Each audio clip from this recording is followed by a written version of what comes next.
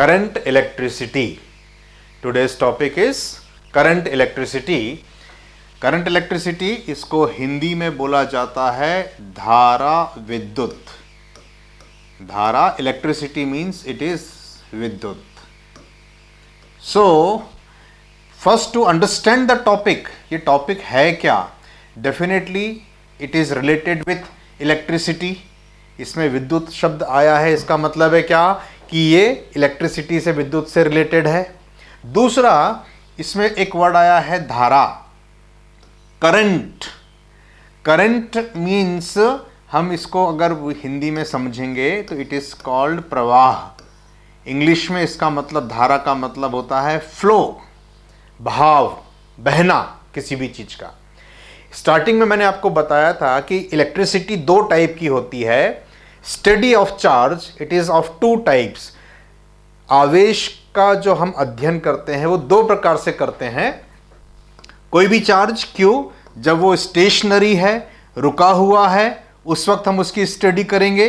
It is under electrostatics. Under electrostatics इसको कहा जाता है स्थिर विद्युत. हम बोलते हैं स्थिर विद्युत. स्थिर मतलब स्टेशनरी, रुकी हुई. स्टैटिक मीन्स रुका हुआ.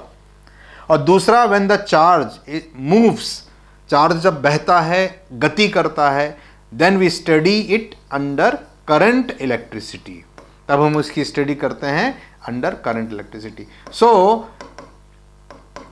सो जैसे कि पानी है, वाटर. पानी की स्टडी करना है तो पानी की स्टडी करने के लिए व्हेन इट इज स्टेशनरी, जब पानी रुका हुआ होता है तो हम उसको क्या बोलते हैं? इट इज पॉन्ड, सरोवर. जब रुका हुआ है उसको हम टैंक बोलते हैं. टैंक की स्टडी करना है ना. इट इज कॉल्ड समथिंग, जो रुकी हुई स्टेशनरी चीज है, तालाब, लेक इट इज कॉल्ड. तो उसकी स्टडी करने का मेथड अलग है. And when it is flowing, जब पानी बहने लग जाता है, then it is called river. उसको हम नदी बोलते हैं. Then it is nala called, nali called. उसके बहने, उसकी स्टडी करने की, बहाव की स्टडी करने का तरीका अलग है. सो हम एक ही चीज की जब स्टडी करते हैं तो उसके मूवमेंट के अनुसार उसकी, जैसे हमको लेक की स्टडी करना है, भोपाल का बड़ा तालाब है, तो हम उसकी गहराई नापेंगे, उसका टोटल एरिया नापेंगे, उसमें कहाँ पर उसके जो एंड्स हैं, जो शोर है, वो कैसी स्थिति में है, ये नापेंगे. लेकिन जब पानी बह रहा है, बहाव है, तो हम मेजर करेंगे कि इसका रेट ऑफ फ्लो क्या है, मतलब कितना पानी प्रति सेकंड बह रहा है ना. रेट से हमको मतलब होता है. वैसे यहां पे भी आ जाइए, यहां पे भी धारा का शब्द यूज हुआ है, करंट. करंट में एक जनरली वर्ड एक यूज होता है, जैसे कहते हैं जब भी कोई चीज बहती है तो उसका धारा का यूज करते हैं. तेल की धारा सबसे अच्छा एग्जाम्पल है. जब गंगा निकलती है हिमालय से तो बहुत तेजी से पहाड़ों से उतरती, तो बहुत तेज बहती हुई आती है. जब वो मैदानी इलाकों में पहुंच जाती तो थोड़ा इसका फ्लो कम हो जाता है. तो हरिद्वार, ऋषिकेश के लोग बोलते हैं, अरे गंगा का करंट बहुत तेज है, गंगा की धारा बहुत तेज बहती है, बोलते हैं ना. तो बड़ी तेज है समय की धारा. समय की धारा मतलब टाइम. अरे अभी तो हमने एडमिशन लिया था, अभी तो हम 4th क्लास में फेल हुए, सॉरी अभी तो 5th में थे, अभी 6th में थे, 8th में थे, 10th में थे, 12th में आ गए. बड़ी तेज है समय की धारा. सो धारा का मतलब व्हाट? धारा का मतलब होता है फ्लो, प्रवाह. और इलेक्ट्रिसिटी मतलब जब हम उसकी स्टडी करेंगे देन इट इज कॉल्ड. सो इस टॉपिक का एकदम क्लियर मीनिंग है study of electricity in moving condition. When the charge is in moving condition, जब आवेश चलती हुई अवस्था में होगा तब उसका जब अध्ययन किया जाएगा, then it is under current electricity. अब देखिए, करंट इलेक्ट्रिसिटी के बाद में अगर मैं बात करता हूं कि what is current defined as. So current का मतलब होता है, या वाटर की फ्लो अगर हमको मेजर करनी है, then we called one term, it is called rate. Rate of flow of charge. It is rate of flow of charge. आवेश के बहने की दर, इसको बोला जाता है आवेश के बहने की दर।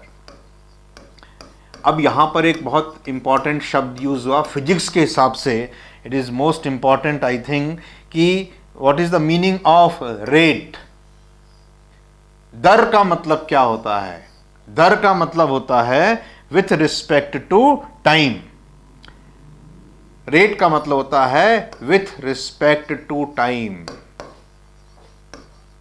With respect to time, per unit time. अगर आप इसको समझना चाहेंगे तो हम इसको ऐसे भी बोल सकते हैं, इट इज प्रति इकाई समय। प्रति इकाई समय। समय की जो यूनिट हम यूज करते हैं वो सेकंड यूज करते हैं, तो प्रति सेकंड एसआई की अगर हम बात करेंगे तो रेट देखिए बहुत क्लियर है।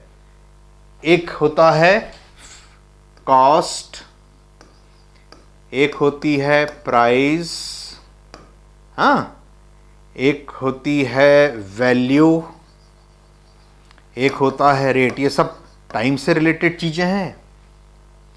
कॉस्ट का मतलब क्या होता है? मूल्य, है ना, कीमत जिसको हम बोलते हैं। एक एग्जांपल से आपको समझा देता हूं। हम मार्केट जाते हैं ना, पूछते हैं ये आलू का क्या रेट है, ये इसका क्या रेट है, ये इसका क्या रेट है। हमको रेट नहीं पूछना चाहिए, हमको प्राइस पूछना चाहिए। क्यों? समझिए, देखिए क्या है कि अगर मैं बात करता हूं, मान लीजिए कि इट इज कॉस्ट, एक पेन की बात करूं अगर मैं, ये एक पेन है मेरे पास, ठीक है, पेन की जो प्राइस है वो मैंने, जिसने ये पेन बनाया उसने फॉर एग्जांपल इसको 100 रुपीज में बनाया। उसको बनाने की सारी जो लेबर उसमें इन्वॉल्व हुई, जो मटेरियल उसमें इन्वॉल्व हुआ, इस तरह की सब चीजें, उसको पड़ा कितने का? कॉस्ट, उसकी प्राइस उसको कितने का पड़ा? 100 रुपए का। उसने उसमें अपना प्रॉफिट ऐड किया और मार्केट में उसको 120 रुपीज में बेचना शुरू किया। ये हो गई इसकी प्राइस। मार्केट में 120 रुपीज में मिलेगा, इट इज प्राइस। लेकिन अगर मान लीजिए एक दिन मॉर्निंग में क्लास थी, सुबह सुबह क्लास थी, अर्ली इन द मॉर्निंग 6 बजे, कोई शॉप ओपन नहीं थी, केवल एक शॉप ओपन थी। मैं उसके पास गया, मैंने कहा भाई साहब ये अर्जेंट में मेरे को ये पेन चाहिए, मार्कर चाहिए, मेरे को क्लास लेनी है। तो वो बोला अरे साहब आज तो संडे भी है, छुट्टी भी है, आपको चाहिए तो मैं आपको 150 रुपीज में ये दे सकता हूं, मैं आपको 150 रुपीज में ये दे सकता हूं। Then what is it called? It is called its value. इसको क्या बोला जाएगा? इसकी वैल्यू। तो कॉस्ट, प्राइस और वैल्यू में आपको ये तीनों में अंतर समझ में आ रहा है। अब रेट का मतलब क्या होता है? रेट का मतलब होता है प्राइस या उस चीज को विथ रिस्पेक्ट टू टाइम जब हम डिफाइन करते हैं, उस चीज को हम विथ रिस्पेक्ट टू समय जब हम डिफाइन करते हैं, then it is called rate. Mathematics बोलती है आप इसमें d/dt जब बोलेंगे, d/dt, और पर यूनिट टाइम जब आप लगा देंगे किसी भी चीज को, then it is called rate. फिर इसको क्या बोला जाएगा? इसको रेट बोला जाएगा।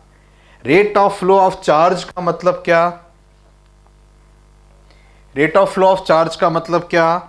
जब हम बोलेंगे कि current is defined as rate of flow of charge, it means it is Q/T. It is also defined as d/dt. d/dt मतलब rate with respect to time आ गया, of charge flow. Then it is called electric current.